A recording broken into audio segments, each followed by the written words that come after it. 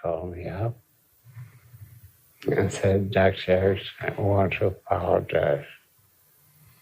I said, you don't need to. I'm very rude for you. And you were right all along. I was too stupid to know you were right. I said, damage has been done. What was the damage? She said, maybe you remember 12 years ago, I came to see you as a patient. You listened to my story, and then you told me that my darling 3-year-old boy would commit a crime in relationship to automobiles. I was so infuriated, and you dare to make that kind of prophecy about a 3-year-old boy. I walked out. I slandered you to a lot of people. And now my son's birthday will be next month. He'll be 15 years old. He's already been put in house of detention or joyriding in a car, released on probation. Now he's stolen a car, and police are looking for him. He's broken probation to steal that car. And his 15th birthday will be next month. I want to apologize for treating you the way I did. I said, never mind the apology. I still think you need a bit of advice. I just pulled out your record. Your husband's birthday is coming up very soon. Don't loan him your car to get his driver's license renewed. Tell him to use his own car. And I insist on it. He said, I will. The story of that patient was, she was a school teacher. He's married to a machinist and got paid more than she did. And he was obsessed with the idea he could build a superior car and all the automobile manufacturers put out.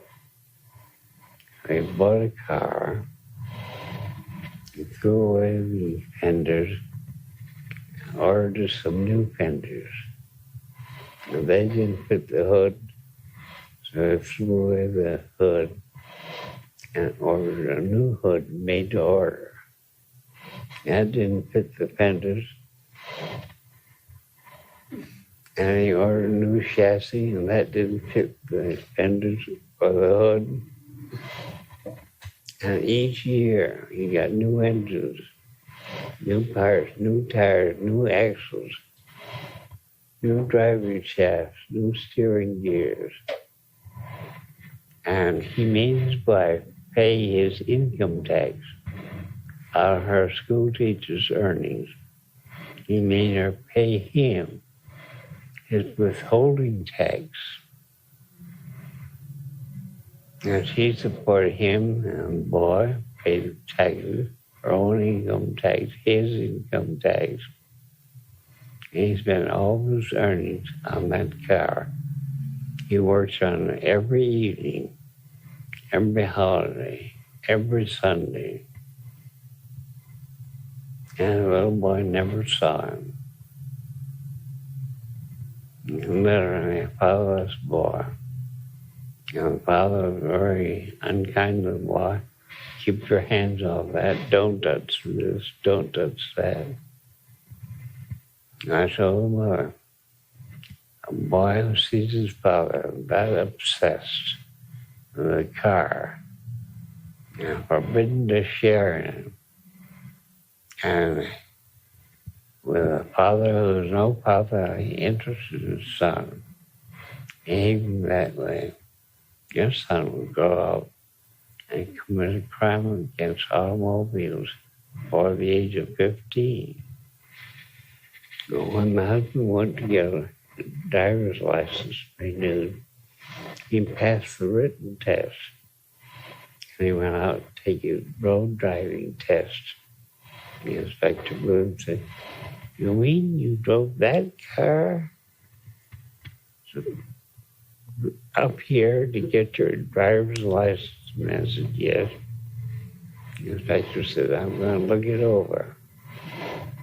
He opened the trunk, he looked inside the car, raised the hood, examined the engine, examined the wheels, the axles, and went to another inspector and said, "Come and look at this thing." The other inspector looked at it thoroughly, and the other inspectors went up to the man and said, "If we had seen you drive on the ground with that car, we would have given you a ticket." As it is, we're going to notify the city police to be on the lookout for you, and we advise you to hire a tow truck. And we recommend that you either have a tow truck drive it out to the city dumping ground or sell it to a towing company for salvage. A man sold a car, towing truck for salvage, and they generously gave him a ride home. Told his wife he wanted her car. He took the road test and got his driver's license renewed. Also, he said, from now on, I'm going to turn over my paycheck to you. I'll turn over all of it. What's happened today has convinced me I've made a damn fool of myself for over 12 years. And I think that's what caused old Tommy to steal a car. And I'll make it up to you. He became a good husband. I don't know what happened to the boy. But 2 years later, I got a long-distance call, I think from Yellowstone Park, the teacher. He said, after all these years, I've taken your advice. This summer, I'm taking a vacation. I'm not working as a practical nurse to pay my husband's income tax. I'm vacationing and having a wonderful time. I enjoy going back to teaching. Two very sad stories. Mm.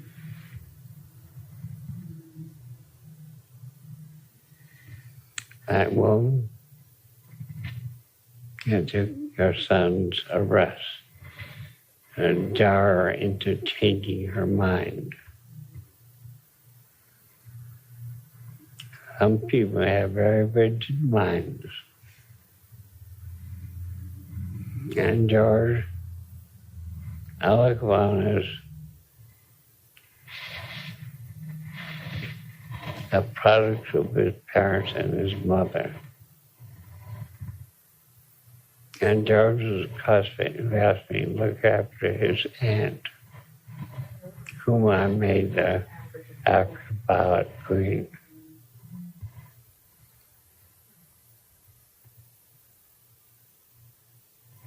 Now, some bitch you're going to fail with. A German friend who left unexpectedly and left a letter.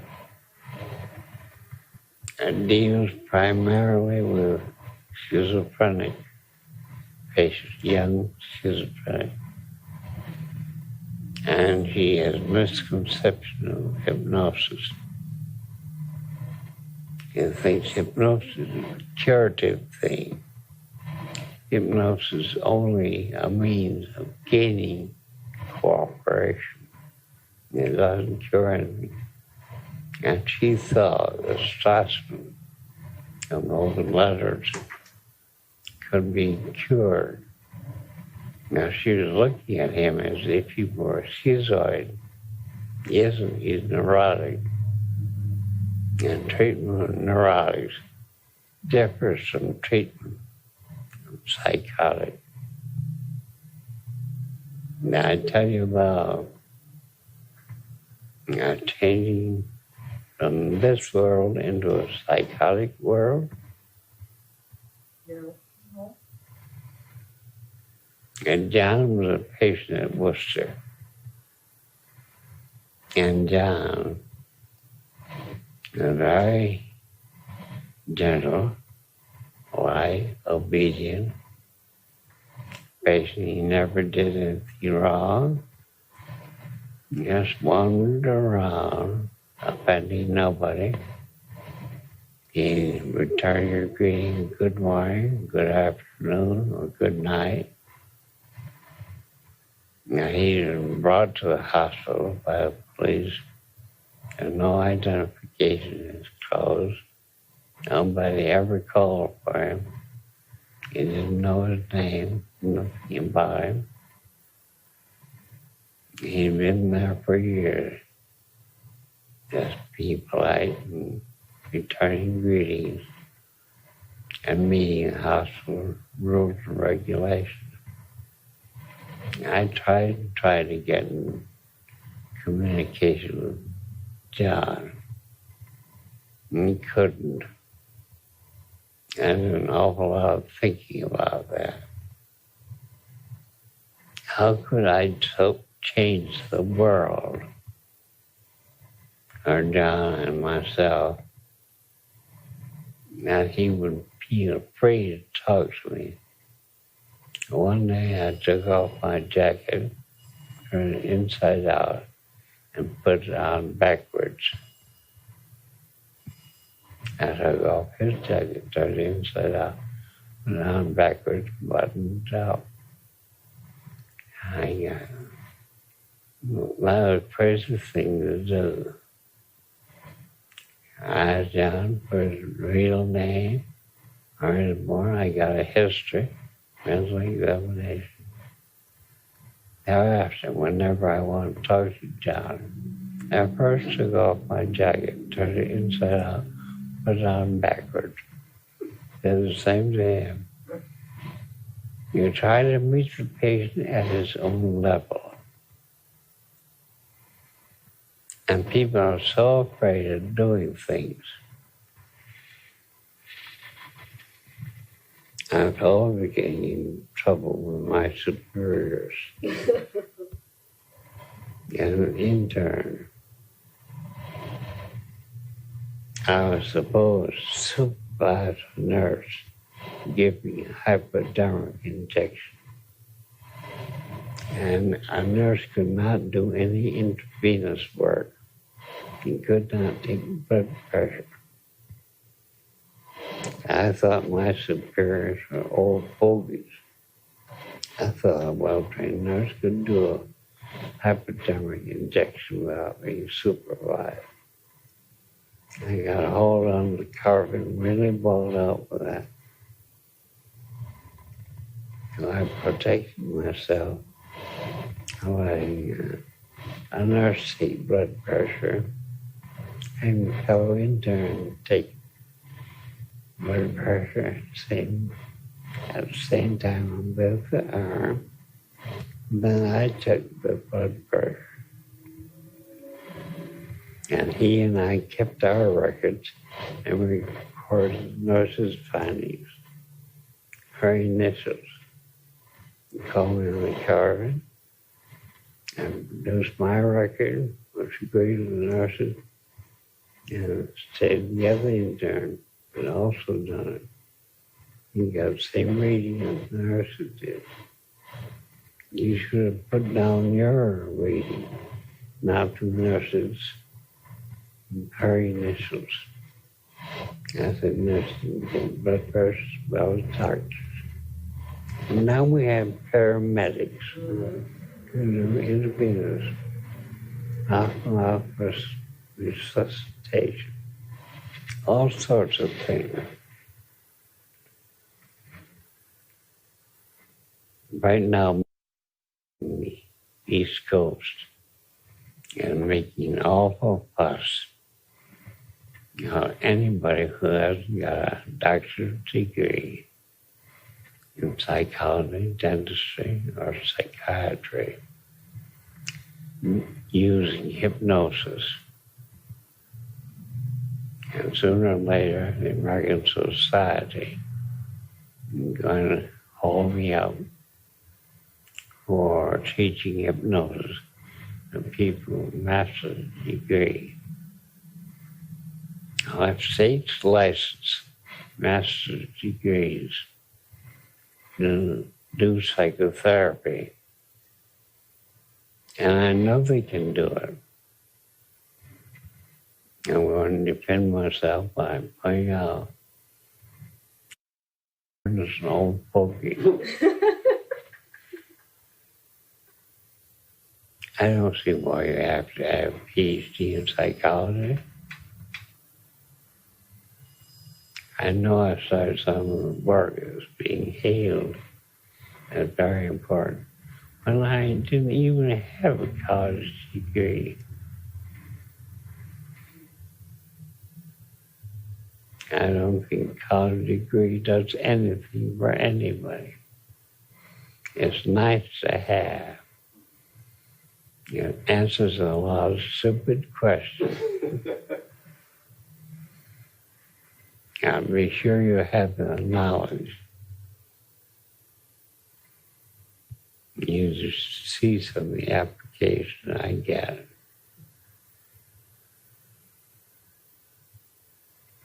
I didn't get through grade school, but I'm interested in hypnosis. I want to do experimental work, healing and surgery. And I haven't even gotten through grade school.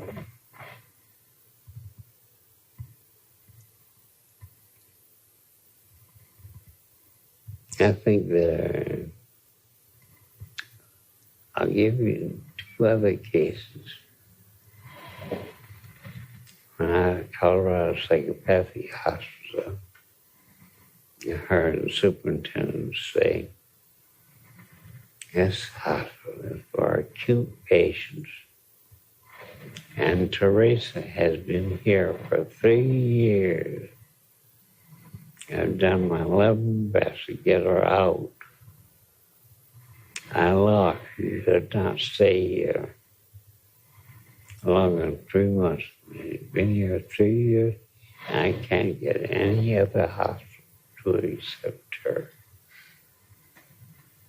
I wish somebody asked Dr. Eva if I could work on Teresa. He said, yeah, you certainly can. You might as well learn. You can't do something with psychiatry. Teresa was a Mexican American. He worked on truck farms, doing soup labor, weeding, pulling onions, carrots, all that hard labor.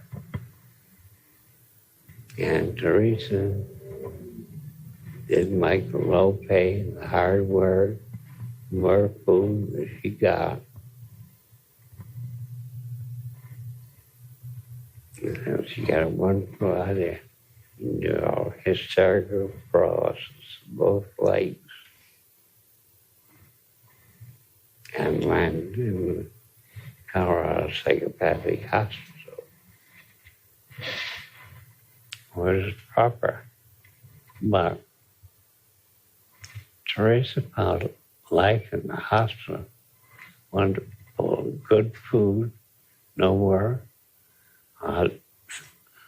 Nurses to socialize with, patients to socialize with. What more could you ask out of life? Good food, nice bed, no work, regular baths. You were even bathed. You didn't have to do it yourself. He had a very luxurious life. Can't blame her for not wanting to go back. So, for a week, every day, I told Teresa I was going to cure her.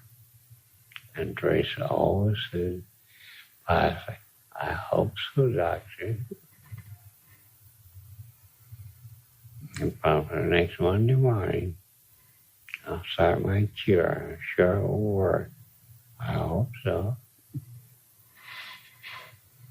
And Teresa had gone through several generations of doctors.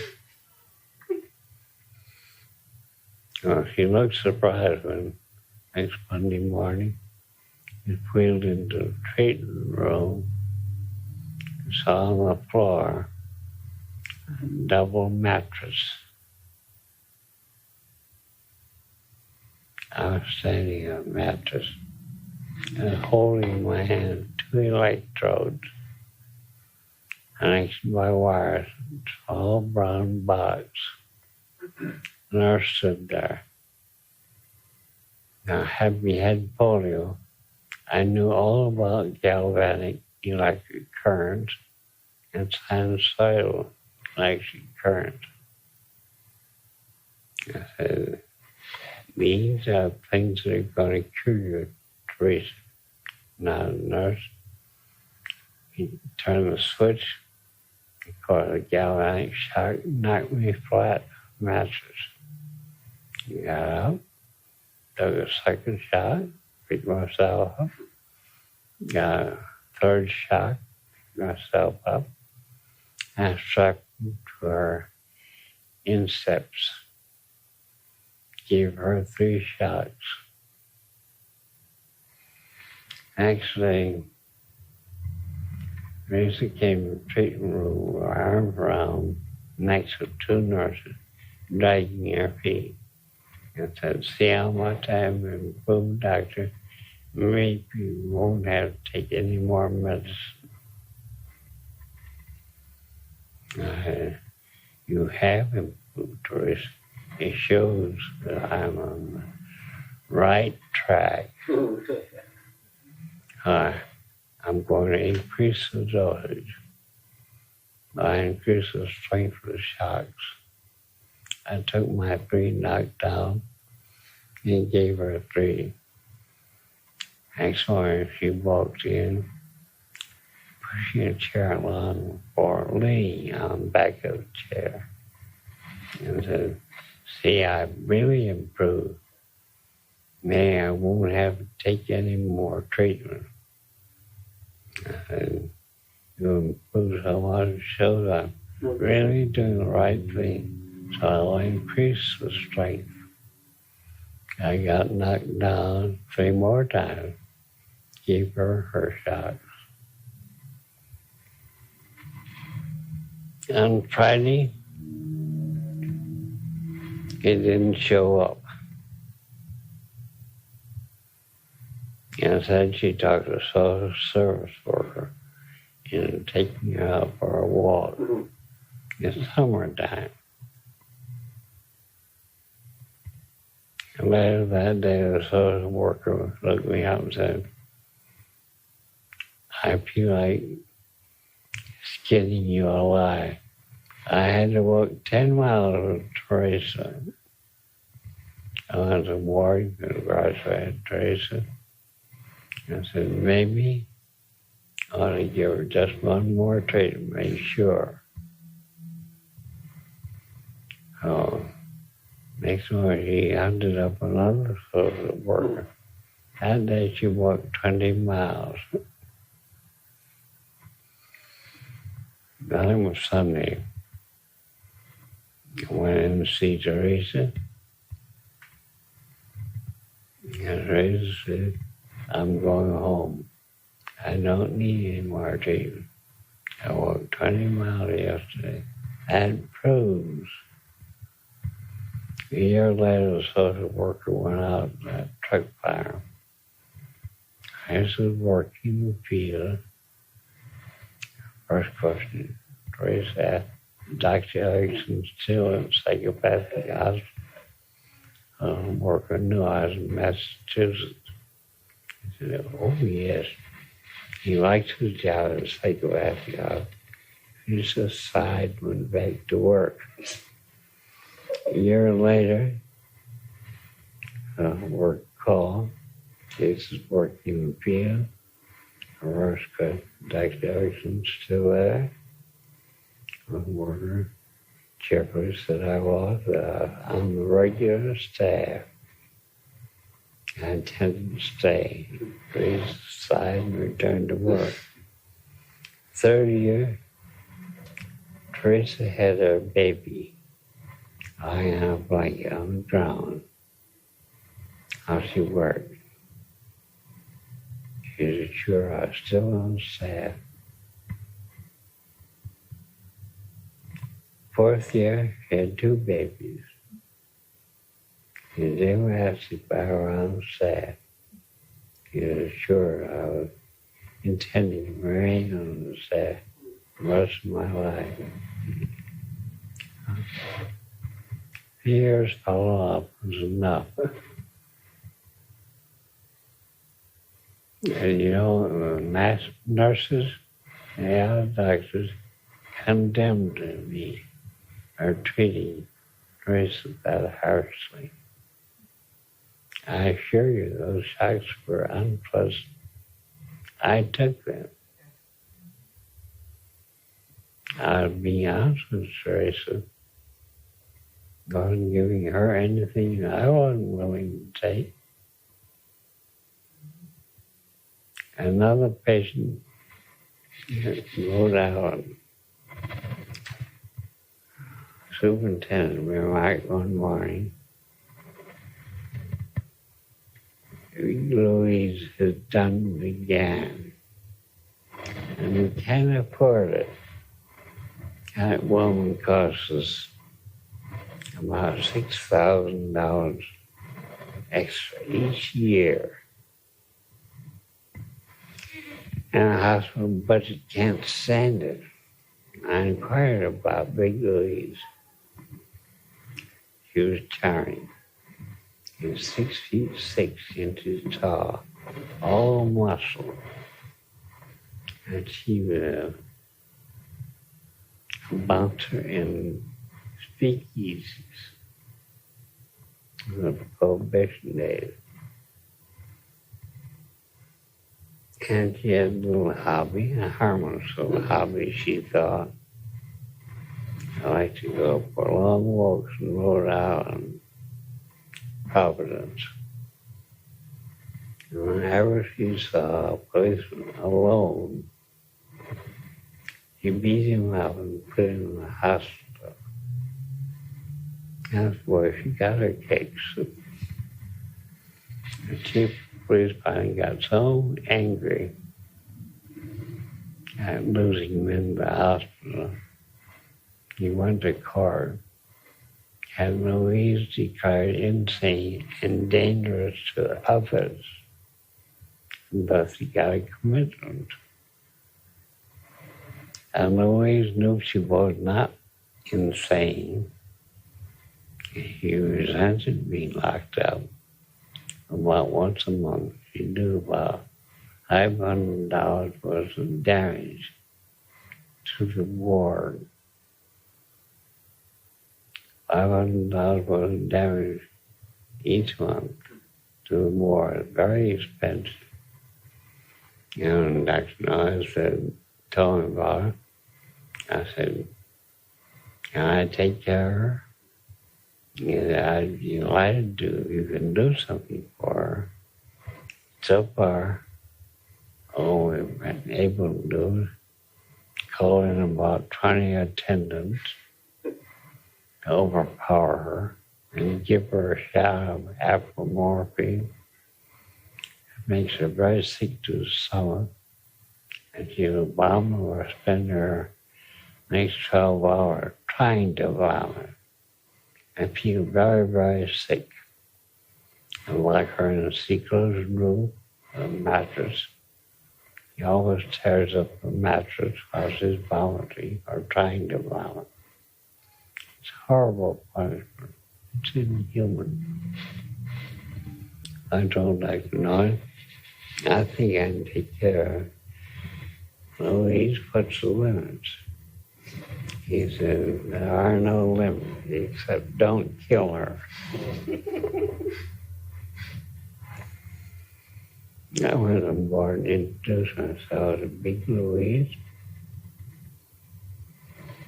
And told him next time you have a rampage coming on, notify the nurse.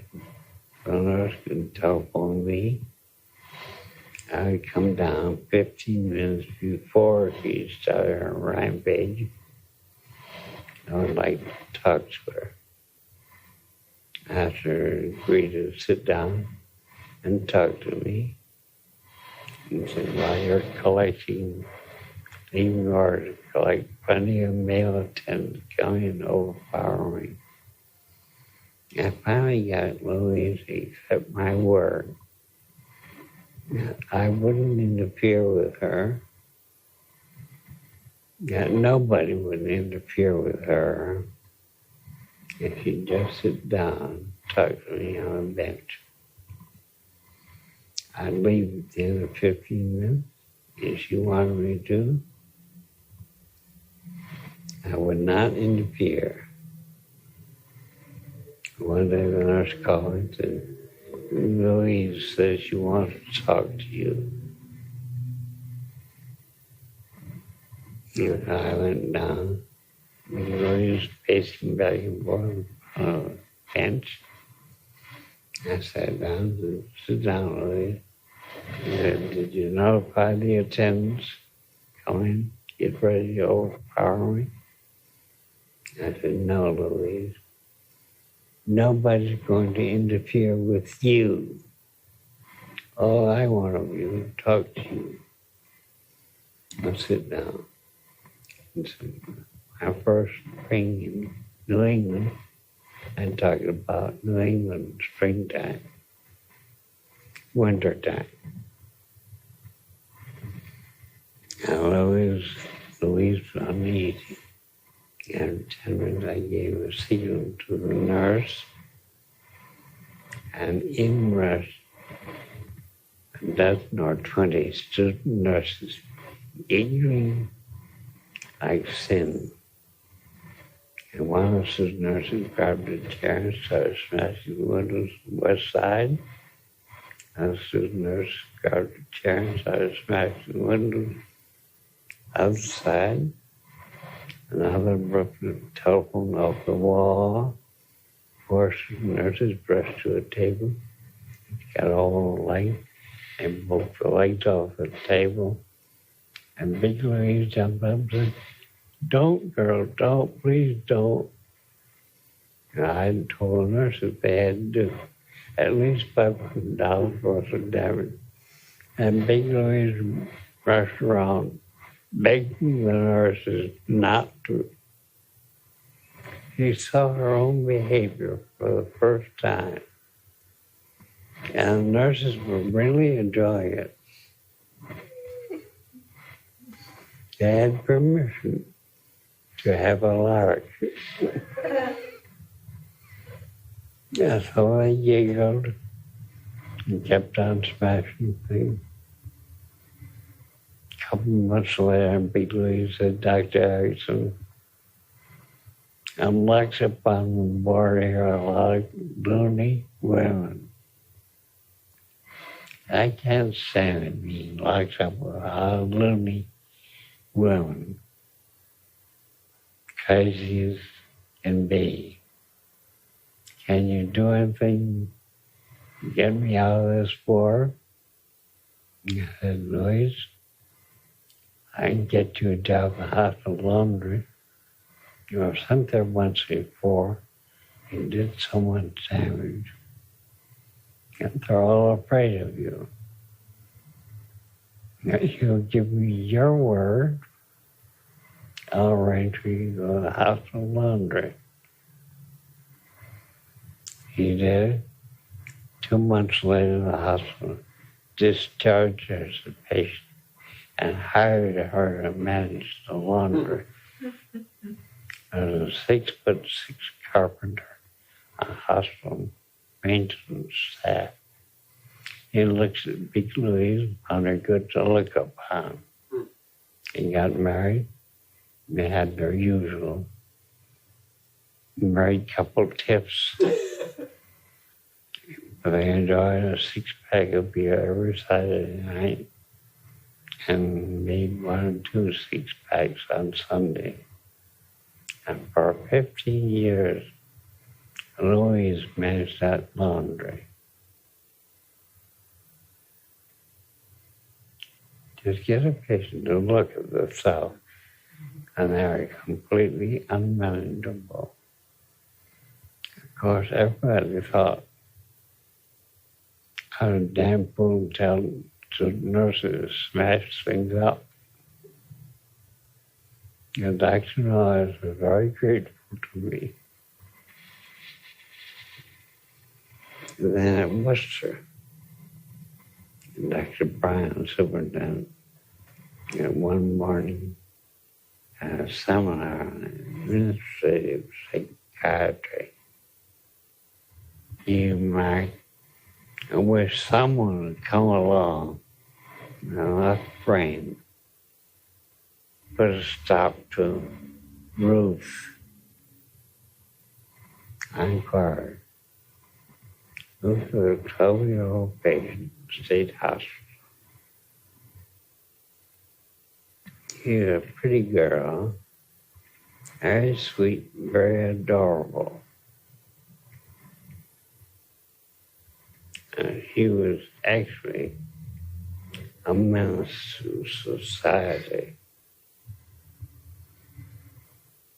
All new nurses that were hired are warned. Don't ever try to do Ruth a favor, because she'll do plenty of damage to you when you don't expect it. I learned that a new nurse, you put it on Ruth's ward, had fallen for Ruth despite warning, and Ruth had begged so piteously for an ice cream cone. And I was pleased to go to the hospital store and buy her just one little ice cream cone. And Ruth was so piteous and so pleading.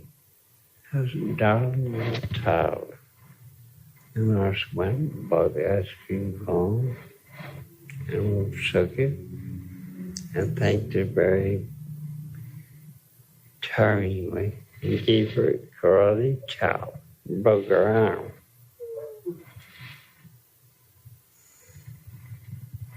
He liked to dust his uniforms off, and I was shooting the shin or jumping their toes.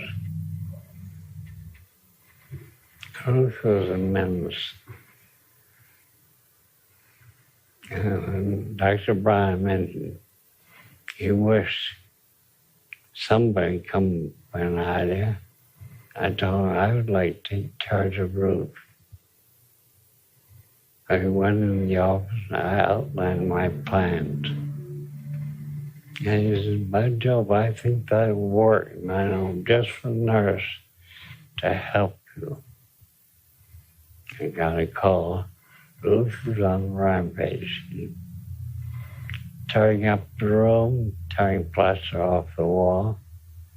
On the way to the ward, I called the engineer, told him to turn off steam heat to that ward.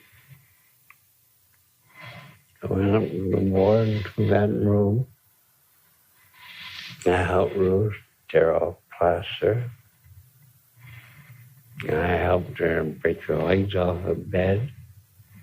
I helped her tear the sheets too, and the blankets in two. Like, as if that were all the damage we could do. I said, Ruth, I think that you both try hard. You can pull that steam register away from the wall and twist off the pipe. Ruth jumped at the idea. And you did break the pipe. The steam was turned off, the alarm done. I said, well, there's no more damage we can do in here. Let's go on down hall to another room on the hallway. I said that nurse, the superintendent, tells, of course. He all said good morning to her. I stepped up to her, put my finger in there, and wrote her uniform and her slip ball. And there she stood in her panties, her stockings, and her bra. And Ruth screamed, Dr. Erickson, you shouldn't do anything like that. He ran in the broom, got a torn sheet, wrapped it around the horse. That's the last time Ruth went on a rampage. Next time she had something come over her, she escaped from the hospital, got pregnant, carried the baby, gave it up at birth to adoption, voluntarily, and re-entered the hospital, explained what she'd done, said she'd be a good girl, and she was. Was charged. About 9 months later, got married, and for at least 4 years, he's a very excellent wife and mother.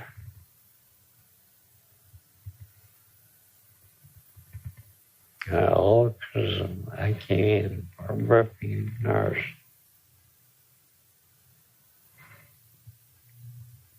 And they all thought that we were lying when the superintendent, nurse, and I tried to explain it was a prearranged thing. And nobody would believe a nurse was standing for a doctor ripping her clothes off. But he kept her in dress.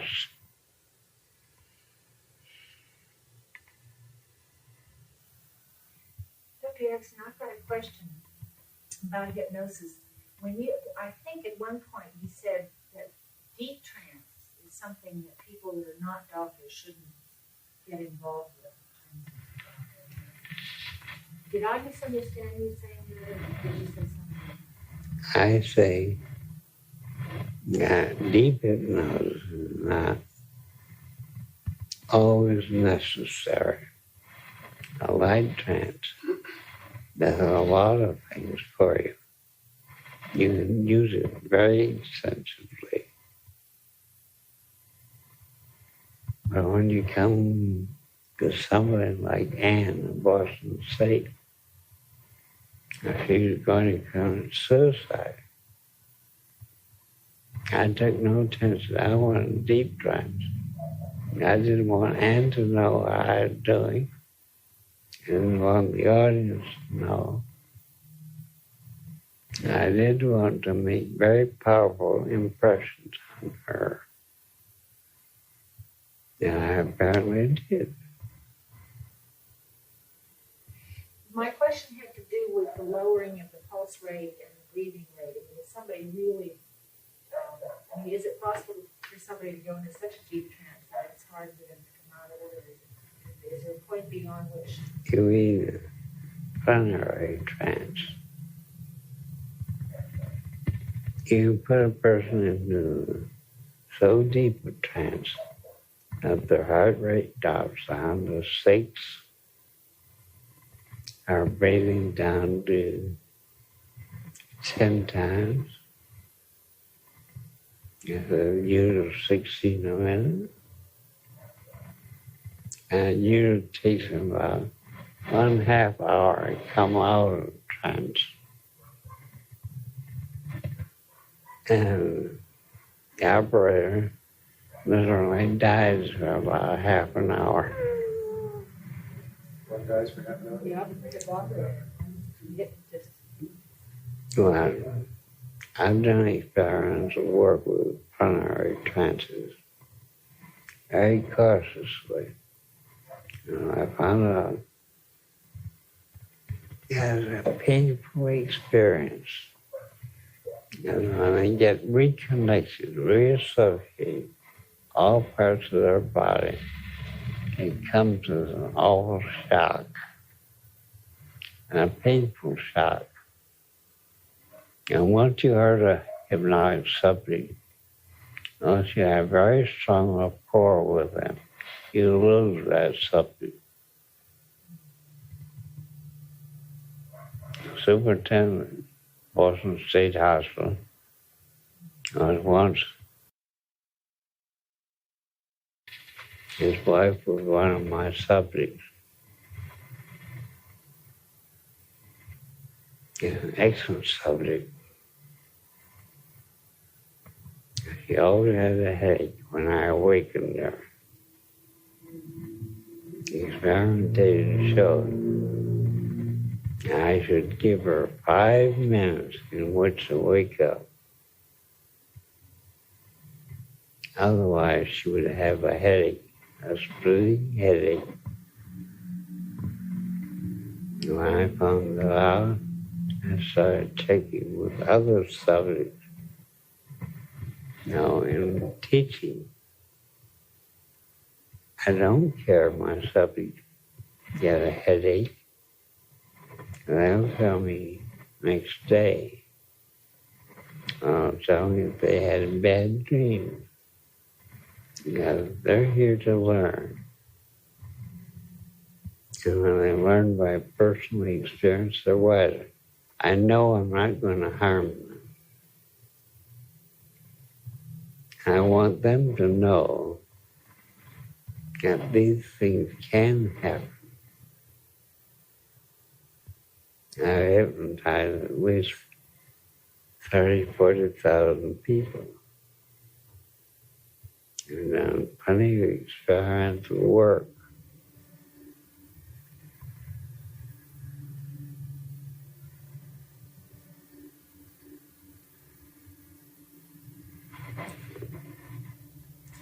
Just so I don't forget it,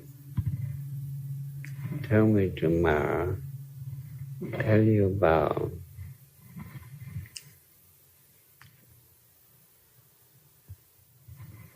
U.S. Naval Academy graduate.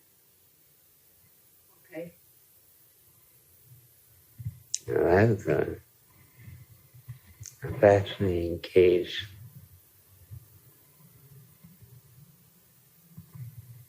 Now, hypnosis itself doesn't do anything. And it gives you a favorable climate in which to work.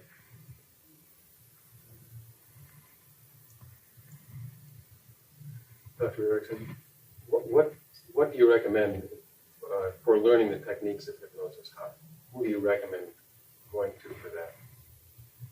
I live in the Santa Fe area. I'm a particular person or some kind of... In the first place, develop your own technique. Don't try to use somebody else's technique. And you can have them look at an object and discuss learning, write the letters of the alphabet. That's the easiest technique. And tell them to relax as a conscious stream. You get tired, that's conscious. Go to sleep, that's conscious command. I talk about difficulties learning to write the letters of the alphabet. And just naturally go into trance. I don't try to imitate my voice or my cadence.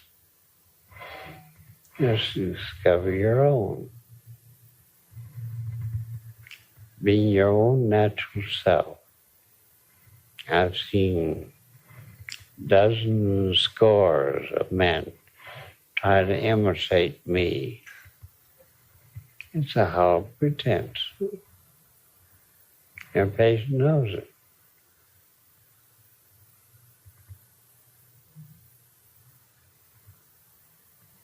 You talk very rapidly, do so. You talk very softly, do so. You talk slowly, do so. Be yourself and develop your own technique.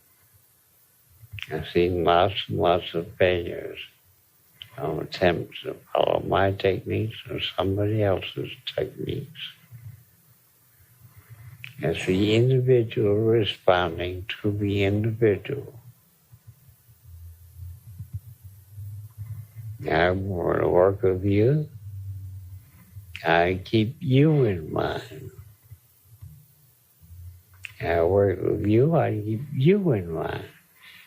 With you, it'd be you I'd be thinking about. I would try to understand your own behavior.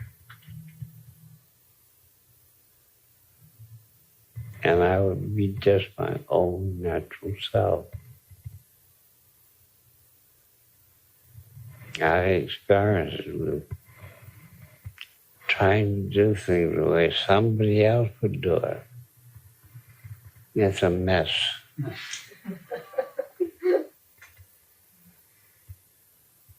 You want to know what kind of mess it is? Go into my desk and bring out that picture on that side of the desk. Top drawer? No, beside the desk. You know, I wanted to tell you on the first day I was here, you know, you gave me the picture to climb Squaw Peak. And that picture is about 20 inches wide. This one? No, the picture on the floor beside the desk. Yeah. You gave me the picture of taken from the top of Squaw Peak. Last year when I was here, I got 3/4 of the way out and I really panicked. I got very scared, which is why I mentioned to you in the note that I was frightened. So we climbed Squaw Peak the next morning. And every time I would get to the place where I was frightened, that picture just came right into my mind. I can't find a picture on the floor. It's standing alongside of the desk. What's it? Oh, nice. Yes. Moral is don't send a man to a woman's job.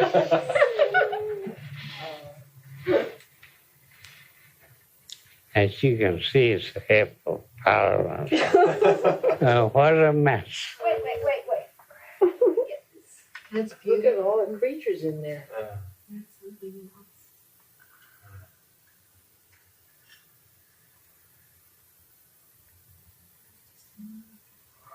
Joined by Dean Worship, Eugene Irving.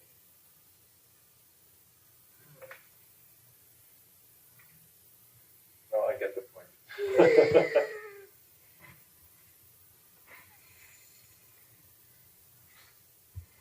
And you know, some easiest parts for pictures to see are often overlooked. Some easiest, what? Easiest parts to see Yes. are often overlooked. Mm-hmm. For example, do you see that cat, Yes. Laura? Oh, yeah. Sure. So many people have missed that cat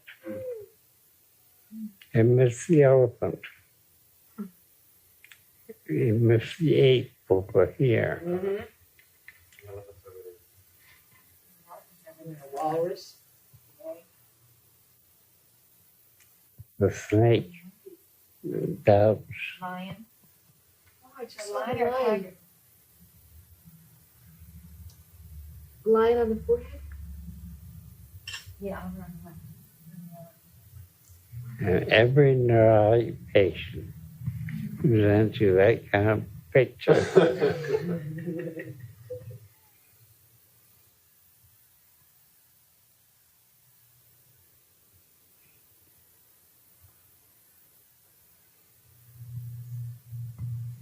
I think a picture like this belongs in every psychotherapist's office. It's so intriguing, and it takes the person outside the cell, and they start looking for new ideas. And you get them looking for new ideas, you open their mind. And they thought you were showing them a picture.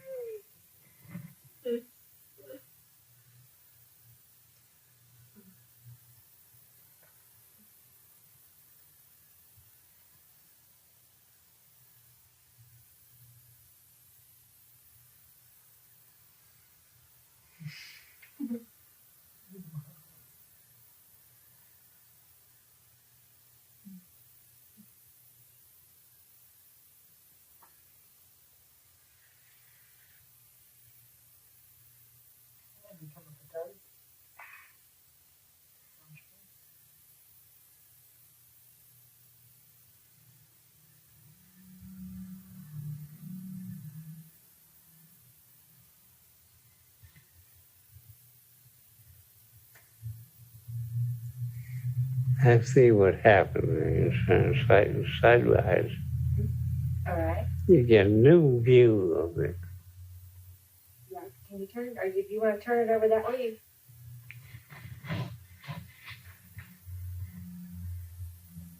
Oh yeah.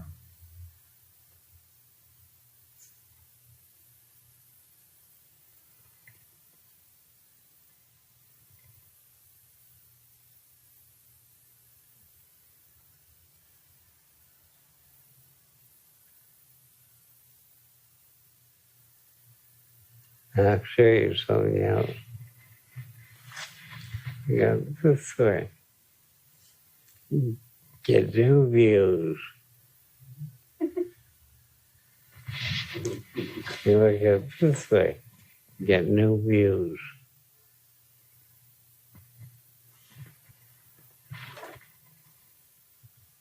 Always look at the picture, all four sides. Children are very good at finding little hidden faces. And adults look at it right side out. They can't find things.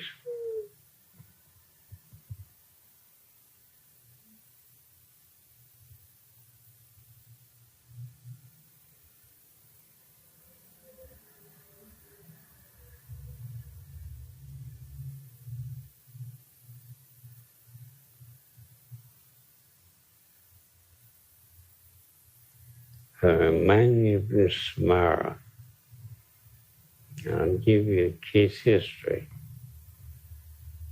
of how looking at a picture determined a successful career for a woman.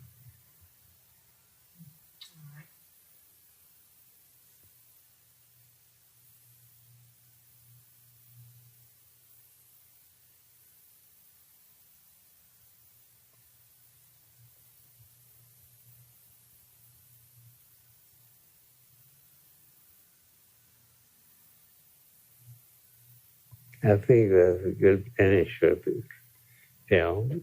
Yes. Apparently, the only time I electro bell is when I have bugs on me.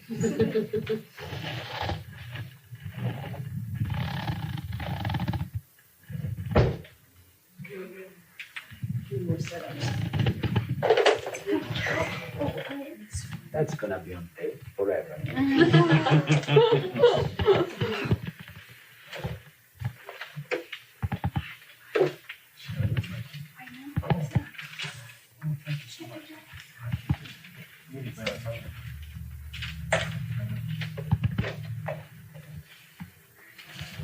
Hello.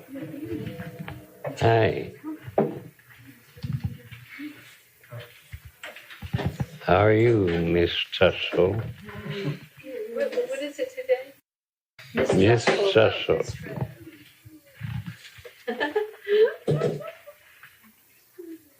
Becoming a little bit more.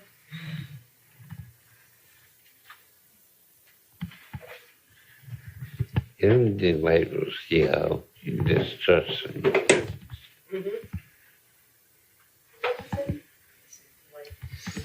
I say it's delightful the way you mistrust me. You call me mistrust. So where did the pictures go? Are they over on the other side? The pictures are on the desk. Oh, yeah. Okay. When Mike gets here, Betty, What? when Mike gets here, Yeah, I was thinking of Mike too. we'll have him do stained glass for that. Our teenage grandsons that just got into stained glass. They're really carried away with it. You really get carried away with it.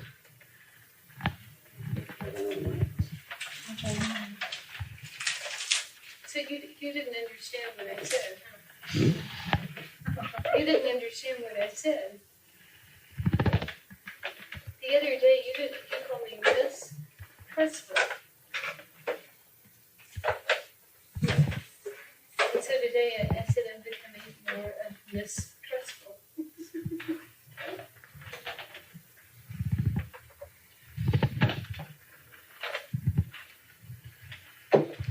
But you're still sitting as far away as you can. This is the most comfortable place in the room. And this would be the least comfortable.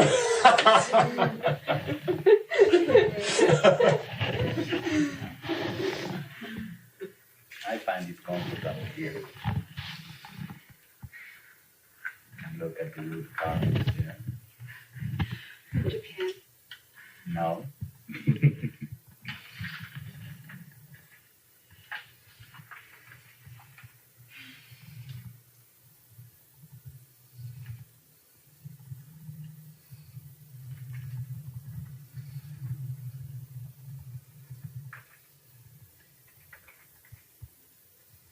Can I give you one more bug?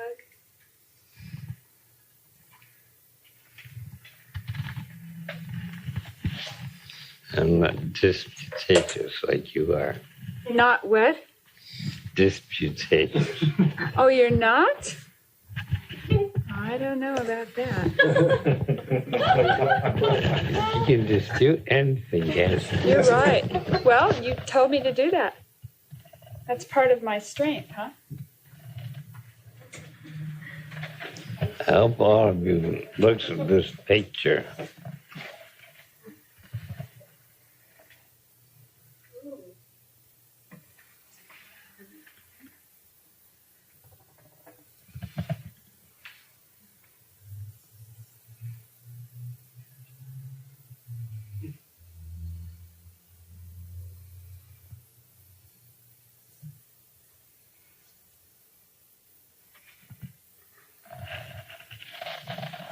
Things are not what they seem until you really look at them.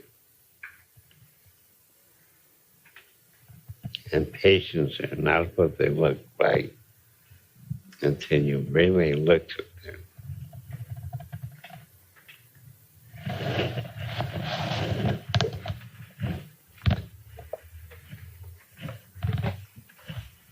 Some of you know this.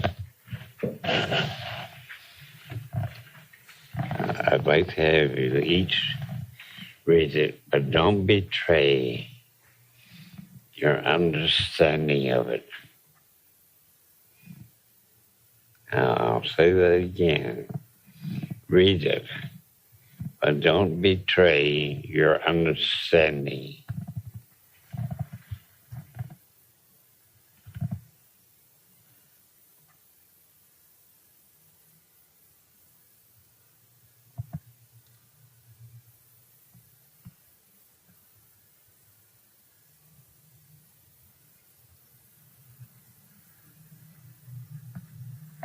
I said don't betray your understanding.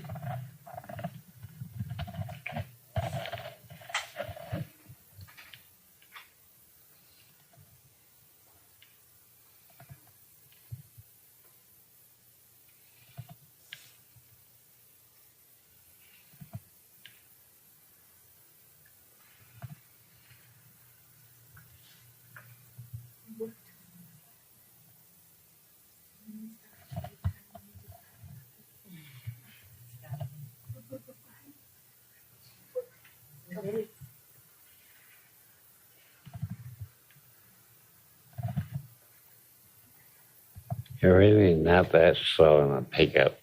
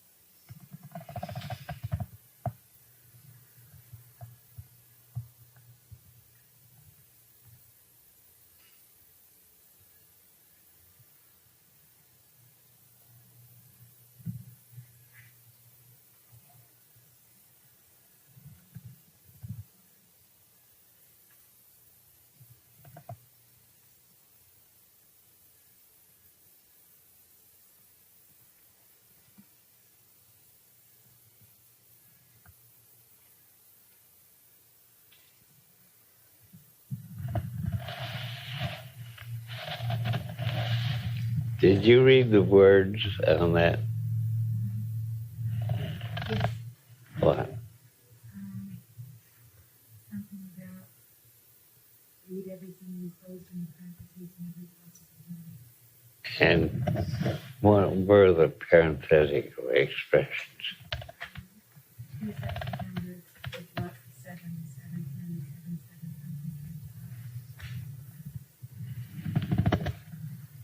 7, 710, 7734. And that's what you read.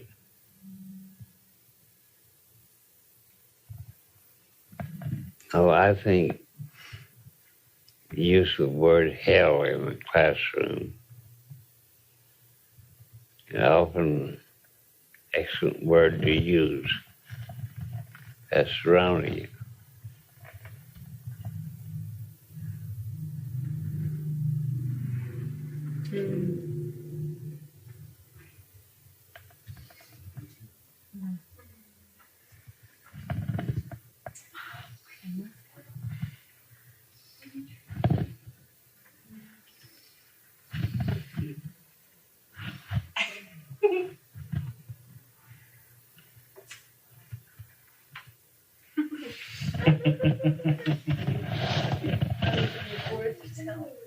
What's that? Not even with his help. He turned it over. I attempted. And you didn't pick up on that. When you look at things in every possible way, you see a lot more.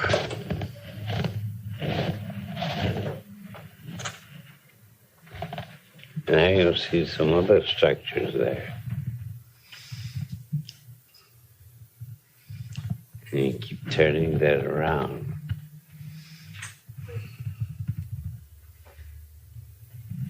Well, that just illustrates it. One example. Mrs. Erickson and I were in Mexico City, and we were invited to the home of the dentist for dinner. And during the dinner, the dentist very proudly told us his wife was an excellent artist. And she very modestly poo-pooed the idea.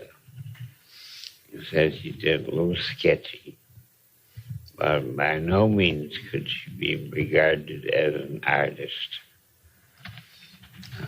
The dentist insisted she was an artist, and against her wishes, brought out half a dozen sketches she had made.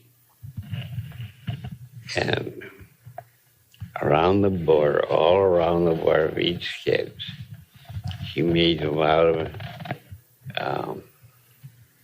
curlicues as a sort of frame,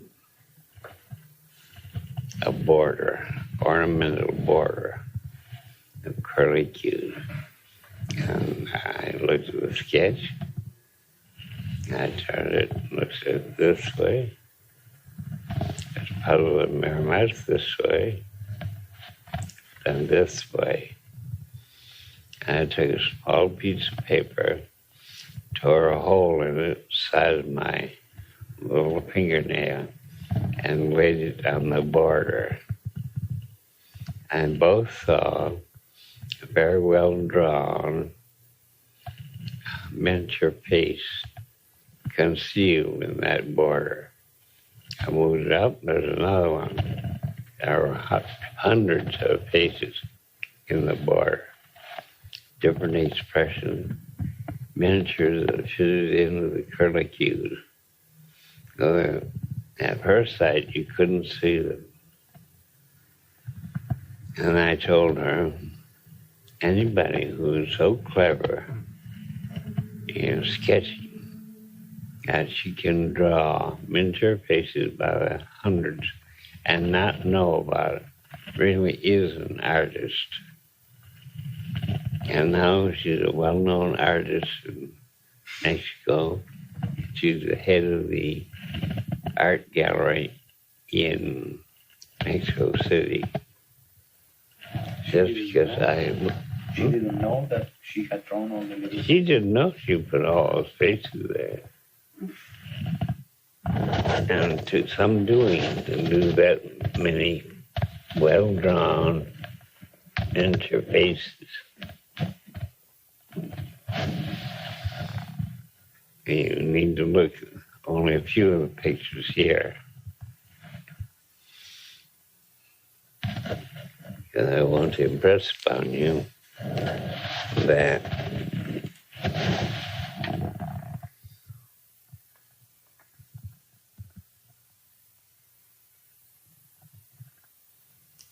when you look at one side of a story, you turn around, look at it from the other side, it's a totally different story.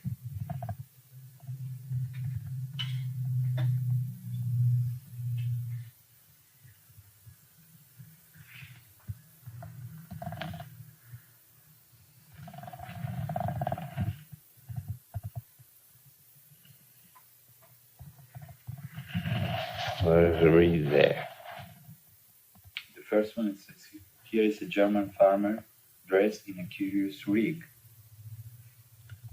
and looking rather sad because he's lost his fattened pig. Well, that's a nice, pretty little girl, isn't she? Mm-hmm. And turned over.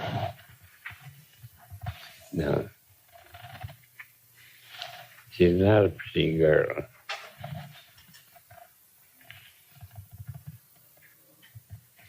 I'll pass it along.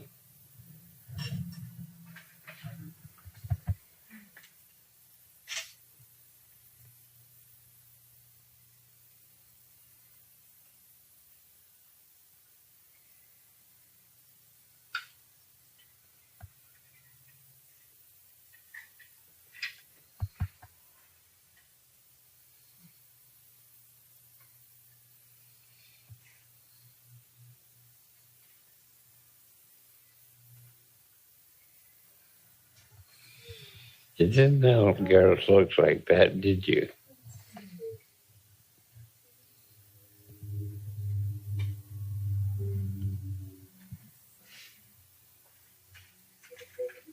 I know.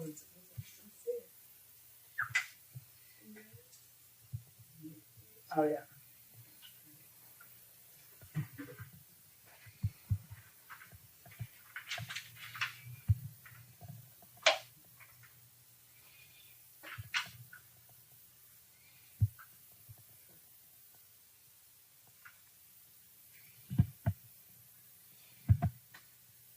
In marital counseling, husband tells you a very straightforward story,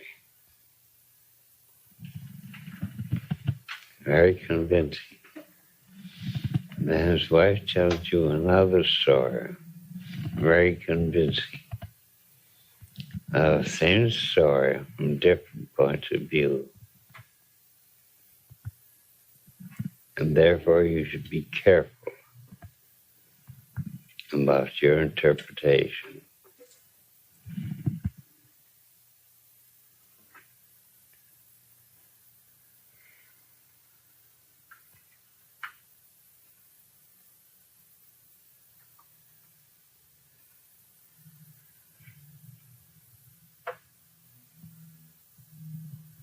Hard work guessing sometimes what the story looks like from the other side.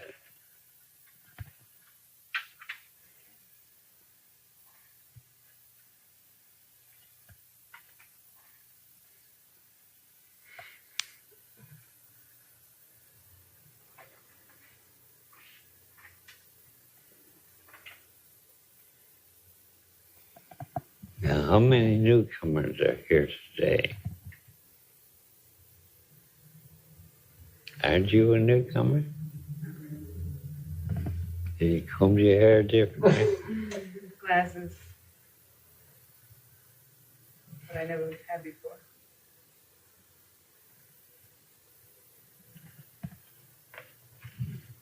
Yeah. Sign a slip of paper before you leave.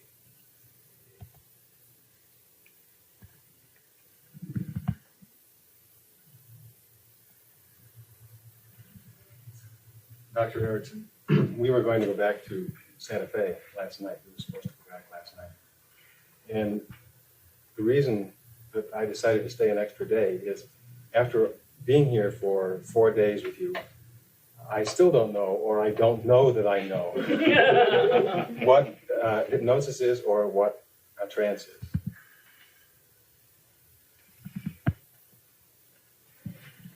Miss Disputatious there. I'd be glad to tell you. This who? Disputatious. Oh, But, Tell them what a trance is. For me, it was like meditation. I was, but more relaxed than I've ever been because my body did really feel numb.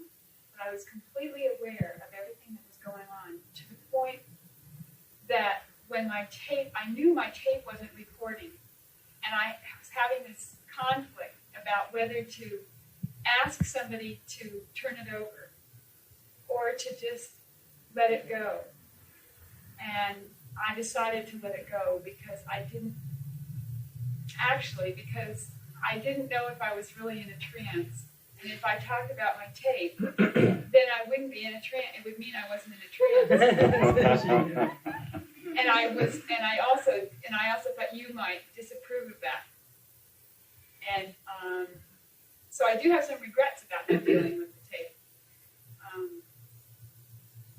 It was very peaceful, but I was completely in control of everything I was doing and saying. I remember it all, and it was one of the most pleasant experiences I've ever had.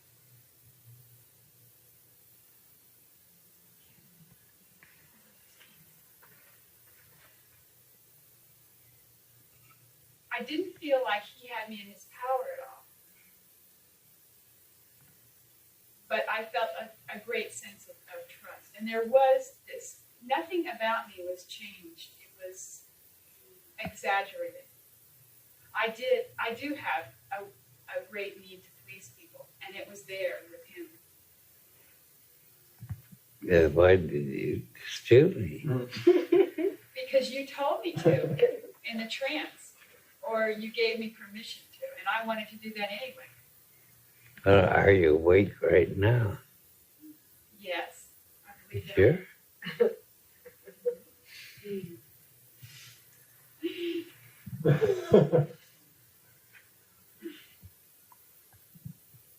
Do you know? Yes. I don't have that same feeling that I had before when I was sitting over there before. You don't? No. My body's not completely relaxed.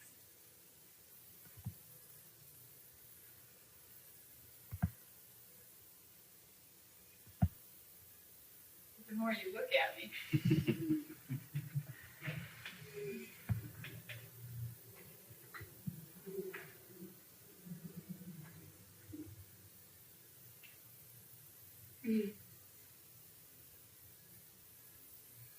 How long before you close your eyes?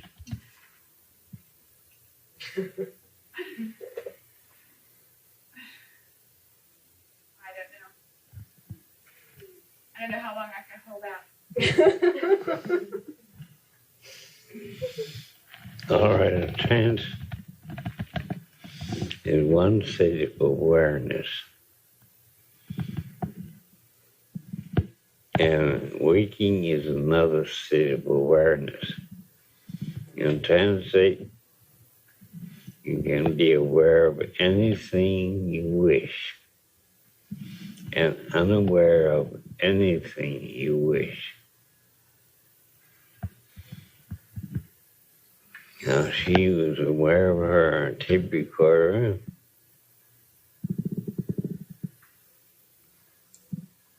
And did I say anything about her not attending to her tape recorder? No. Yet she wanted to. Why didn't she? There's a certain inertia. She was comfortable where she was. As for your tape recording, you've got that in the back of your head, only you don't know it. That's very reassuring. How are you getting along, Mary? Good. You're still teaching your husband how to play handball or racket? Yeah. Well, we're still playing. I don't teach him much, but we're still Because he can't learn much? Or you have too much to teach him? He likes to teach himself. He doesn't like me to tell him stuff about it.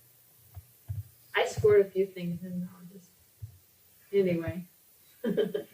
How many times has he beaten you? None.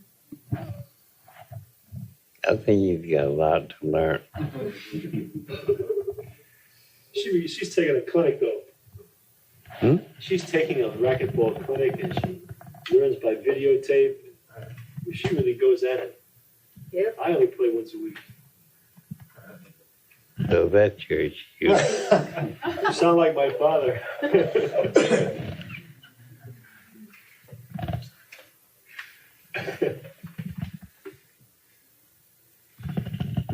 All right. How do you explain your willingness to hold your arm up like that? Now or then? Then,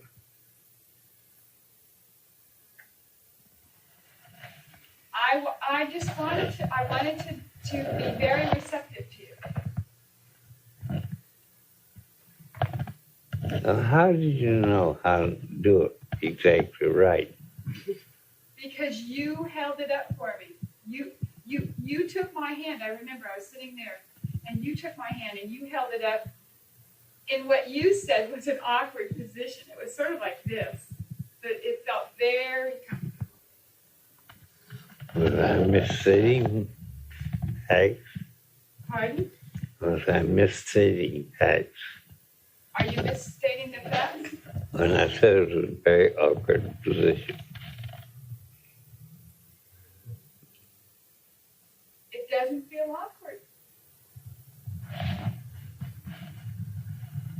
Okay, this, like this, is a little bit more comfortable.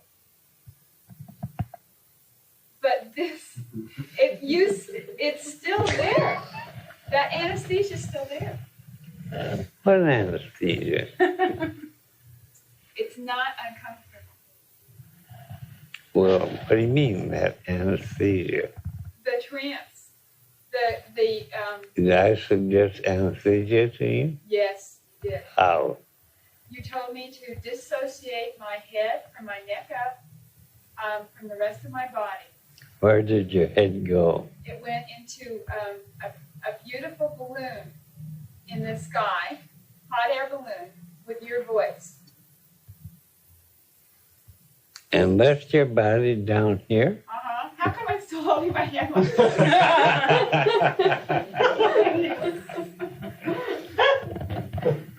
Now do you think you can get any reasonable person to believe that your head went off in a hot air balloon? No, I'm not. I would never tell those people about this. No. Well, it was really experience to you. Yes. Yes, I believe it. That's the most important thing.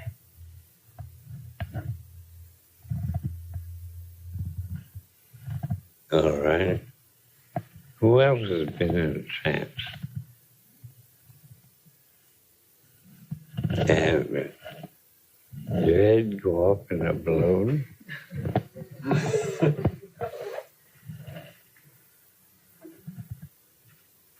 So where did she get that balloon? It's hers. It's mine. I want to go in a balloon. That's something I will do in the conscious state too. Mm-hmm. I don't know whether my body will be dissociated. Maybe I'll do that when I get in the balloon. And you left your body sitting here. Yes. How did the balloon get through the ceiling? I didn't worry about that. It just went. It just no, went. The balloon was already there. The balloon was up there waiting for me, and I joined it. How? You just punch your way through the ceiling? Here you go again. But I didn't have to. My spirit went up there. Because your spirit comes and sits here. Okay. Oh, I couldn't. All right, my spirit will be there.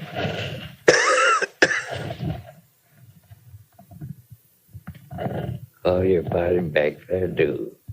What will it do? Just sit here, keep sitting in the chair, relaxing. And your spirit is here. Uh-huh. Now, which one of us is his baloney bin? Well, probably me. You have a lot more respect in the community. You mean I've been to the baloney bin? No, I think you're immune to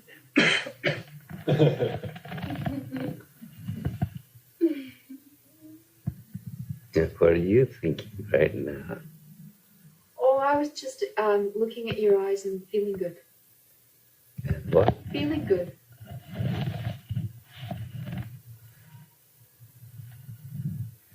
And how do my eyes make you feel good? I don't know.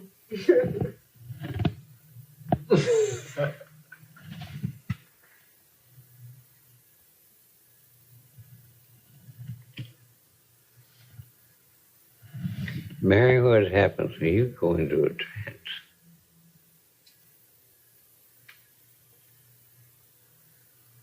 A lot of things. Sometimes I can remember, and sometimes I can't. But I go lots of places. Sometimes I hear what you say, and a lot of times I don't hear what you say. If I were supposed to repeat it,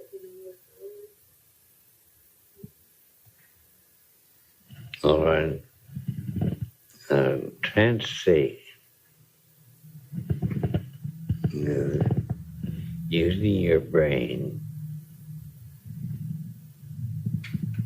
so that you can entertain any thought and give reality to that thought, to that memory.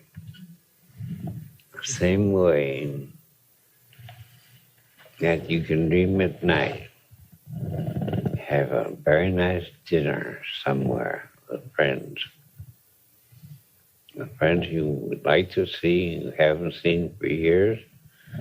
In your dream at night, you can go out to dinner with them and really enjoy that steak or the 100-year-old eggs or whatever you choose. You hear them, you see them, you feel them, you talk to them, they talk to you. What's taking place is that your memories are being substituted for current stimuli.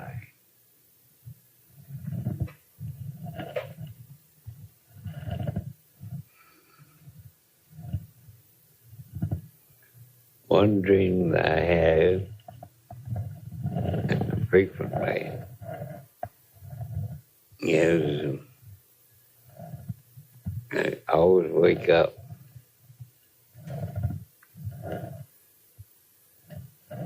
I'm walking uphill from the pasture back at the farm in Wisconsin. It's midwinter and the snow is above my knees in depth.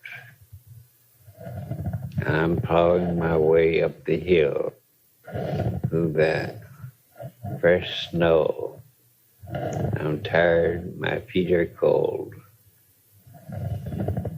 I'm hoping to get up to the top of the hill so I can go in the house and get warm. I keep getting colder and colder. And finally I awaken. And then I discover a blanket's not covering my feet. And that hill was real that I was climbing. And my feet were really cold. Extremely poor circulation. And well, that coldness was a genuine thing. Snow, wintertime, farm are far removed by many years. And besides, I had those cold feet. As I awakened, I knew I was in Arizona. And there's no snow in this part of Arizona. I could see the fence posts, the box elder trees, everything. In the dream, I was unable to distinguish between reality and memories. Memories came alive.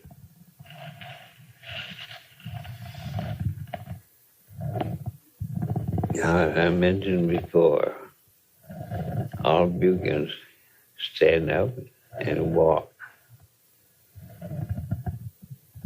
You can talk. You can write. At one time, the art of standing up was very, very conscious in every detail. You had to consciously reach up the edge of the playpen. You had to consciously pull yourself up. You had to consciously discover the farther apart your feet were, more stable you were. You had to consciously become aware that your knees would bend and that to stand up, you'd have to keep them straight. All of that was conscious. And now you walk down the street and you never think about body balance. You alternate your feet. And you walk with your feet as close together as you want to. You can balance your body. When you first tried to balance your body, that was a very, very conscious endeavor. And now you don't consciously keep your body balanced until you try to walk a rail fence. And then you discover all the difficulties you once had a long time ago. As we're talking, at first you made noises, and you discovered other people made noises, and they seemed to be very repetitious. And finally, to the great delight of your parents, you managed to make the same sound twice and say, ma, ma. And that was a long, hard, difficult task to learn consciously. And now you can read aloud from a book and say, mama, without any conscious effort. A trance state, an altered state of awareness in which you have ready access to a lot of memories, learnings consciously made, experientially made, that you don't really know anything about. Now, you offer somebody a piece of candy, and they take it. And they peel the candy, you can see the candy, they can smell the candy, but there's no real candy given to them. They start to eat it enjoyably. And their saliva glands secrete the correct saliva or carbohydrates. In teaching at Phoenix College, Susan was an excellent subject. She was the clerk of my class, and she was surprised when I asked her to come up in front and act as a subject. She told me she couldn't go into a trance. I had her look at the back wall of the classroom. I told her to see the superstitious mountains there. And she tried hard to hallucinate the mountains. She said, I'm sorry, Dr. Erickson, I just can't see the superstitious mountains there. It's just a plain wall. And college student, I asked him, first you like to eat? And she named a certain restaurant. I asked her why you like that restaurant. Because they serve chicken so frequently. And she liked the way they seasoned the chicken. Well, then I said, any other attractor? She said, oh yes, the guitarist who plays the guitar throughout the dining hours. I said, is that the guitarist? He said, yes. I said, is the chicken good? He started chewing chicken. I said, see the mountains? And the doctor said, I can't see the mountains on that bare wall. And the chicken good, very good. Described the guitarist to me. He gave a good description. I asked for a description of the restaurant. And he described the restaurant out in front. The guitarist sat over in that corner. He liked to sit near him. He liked to eat her chicken. You couldn't see the audience. You could just see the rest. But she couldn't see the mountains on the back wall.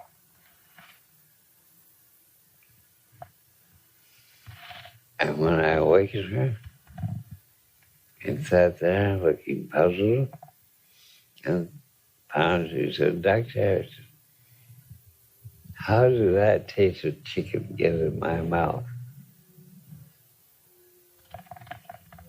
I said, it's when you listen to the guitarist over there, you start chewing chicken again.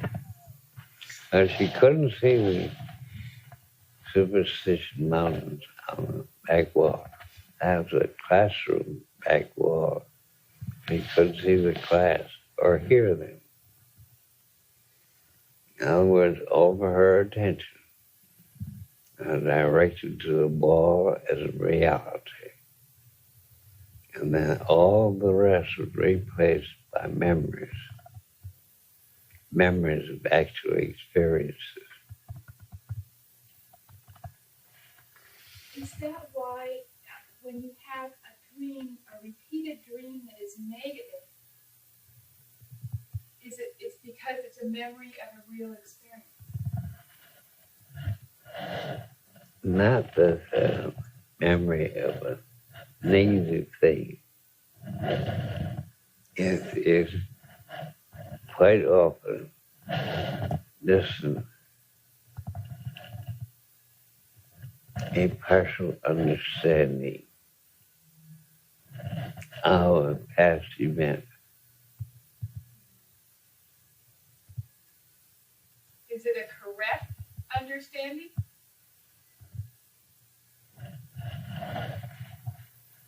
Do you know how many pretty girls I've kissed in my dreams?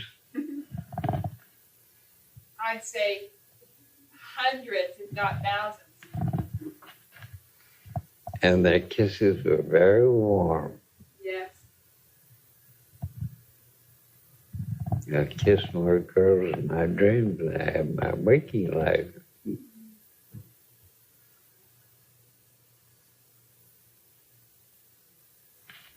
So that's a partial understanding of the girls you kissed in your waking life?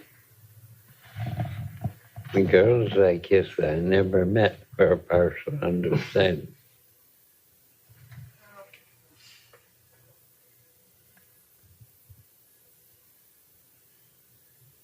Because I believe in letting your mind roam and think and understand anything.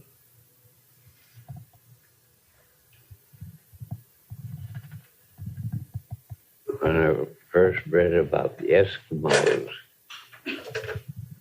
and how they rub noses, I recall a dream of being in an igloo and rubbing noses with Eskimo girl. And it certainly seemed curious to me because she apparently enjoyed it.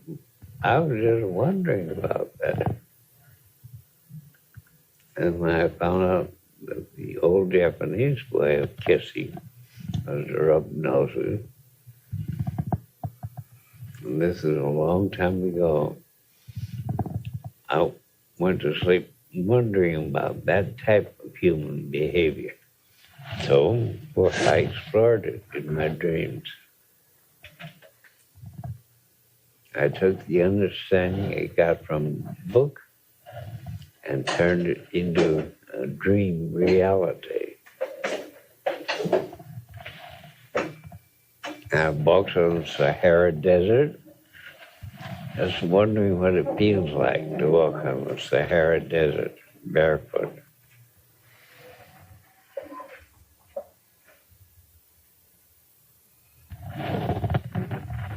I also dream about living with pygmies and eating caterpillars and beetles, which the pygmies say are very delicious. I found they were delicious. Now that was a reconstruction of my conscious reading into an understanding of my unconscious mind. Because caterpillars and beetles, if thoroughly enjoyed by a large group of people, they must have a delicious taste. And I assure you, not since I can remember have I ever eaten a beetle or a caterpillar. I know adventurous American children, your own, in fact, you have to watch them, keep them eating spiders, bugs and flies, everything.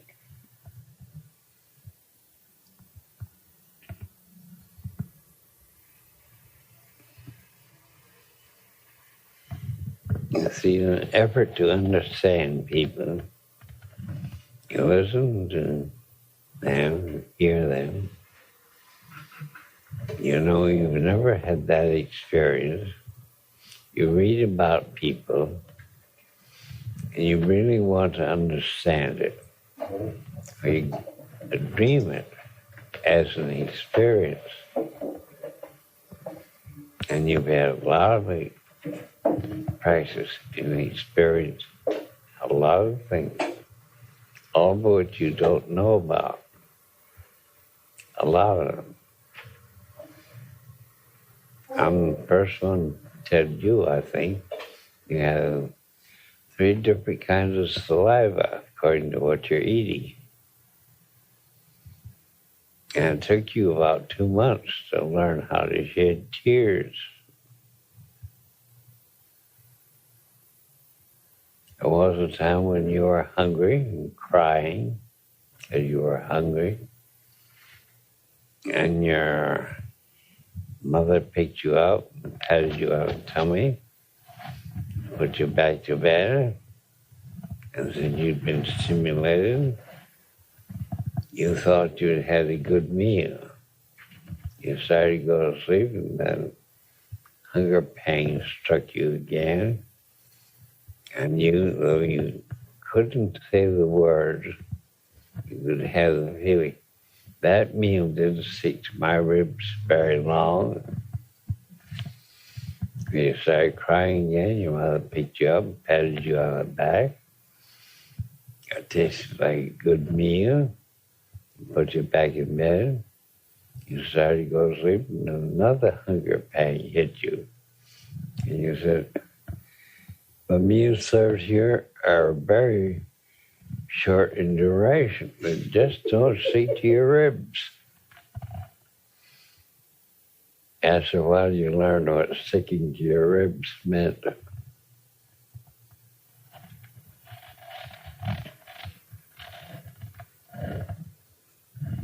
And little children, they commit, let's say an actual example. My daughter tore a page in a book. He knew she'd done wrong. The next morning, she awakened and told us that her sister had torn the book to us and showed us the book with a torn page. Now, she had learned that it's wrong to tear pages in the book. Apparently, she hadn't tried to tear the book. It was an accident on her part. I mean, it gave her guilt. And nobody likes guilt. So she went through a dream process in which she shifted the guilt to her sister. And those hiccups, I don't know why my wife seasons my breakfast with hiccups.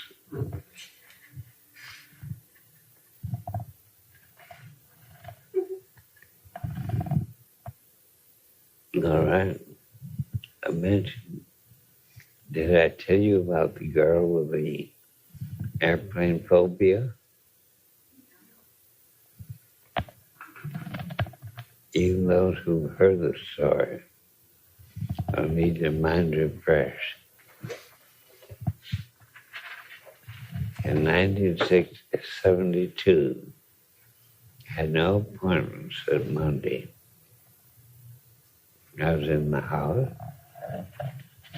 Doorbell rang. Young woman in her mid-30s came in. And she said, Dr. Erickson, I have an airplane phobia. And this morning my boss said, on Thursday you fly to Dallas and return by air on Saturday, or you lose your job. And I like my job. I don't want to lose my job. Now I'll tell you the whole story. In 1962, an airplane I was on, I had the same job then I have now. Airplane I was on crashed. No real damage was done to the plane, and nobody on board was hurt. And we were all scared. And the next trip I made, I didn't think anything about it.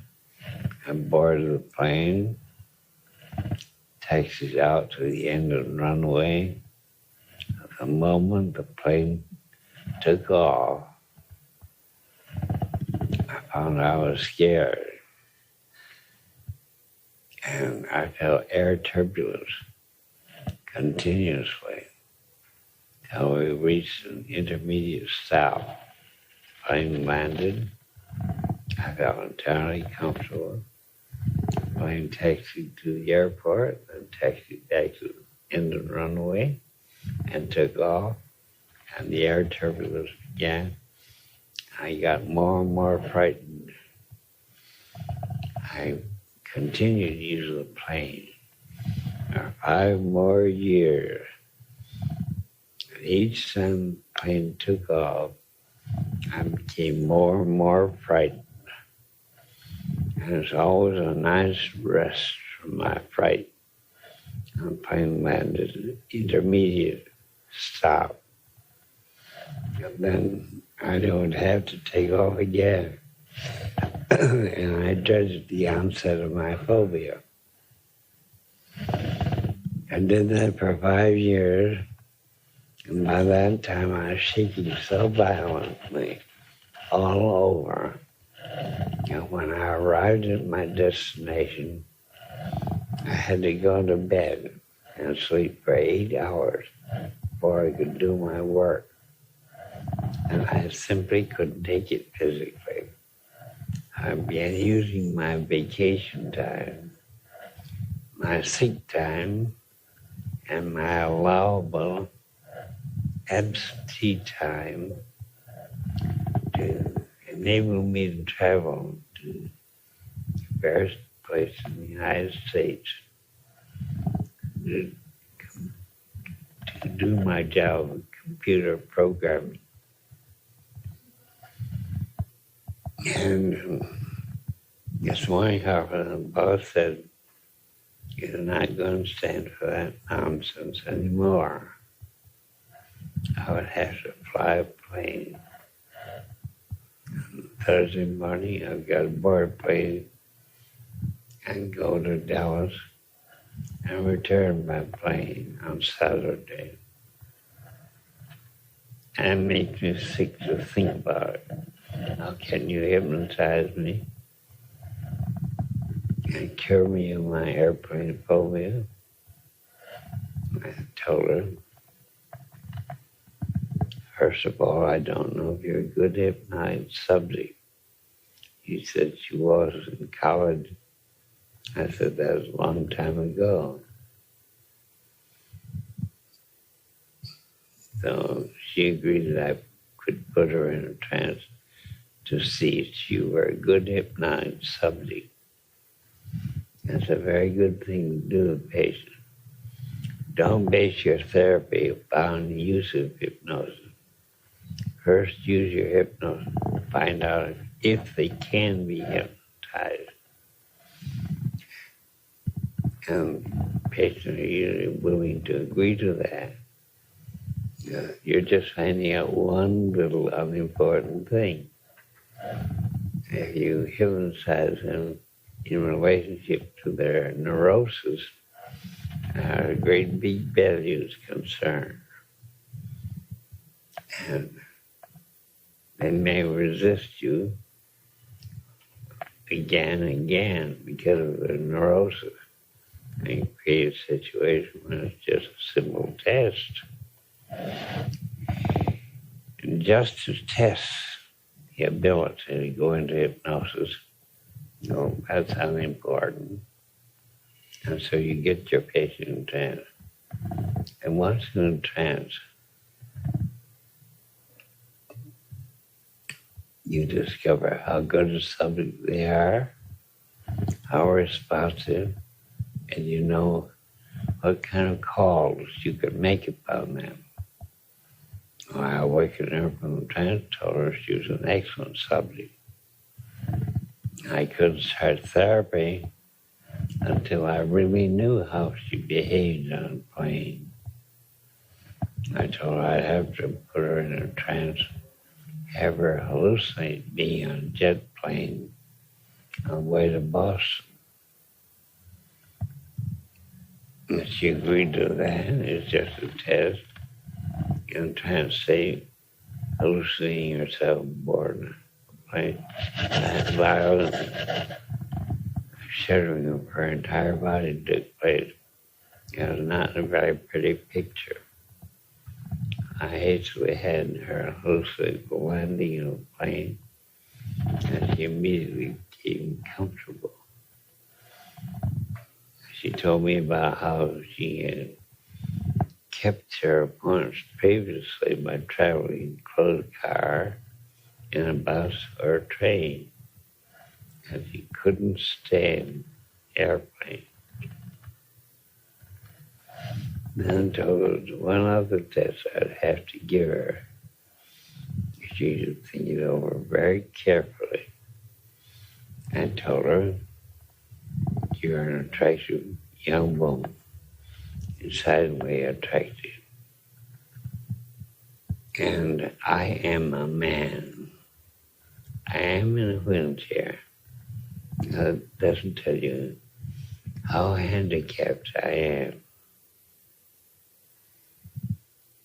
So I want you to promise me that if I treat you, you will agree to do anything, good or bad, that I may ask of you, and think that over. It's pretty inclusive. You're an attractive girl. I'm a man. You don't know how badly handicapped I am.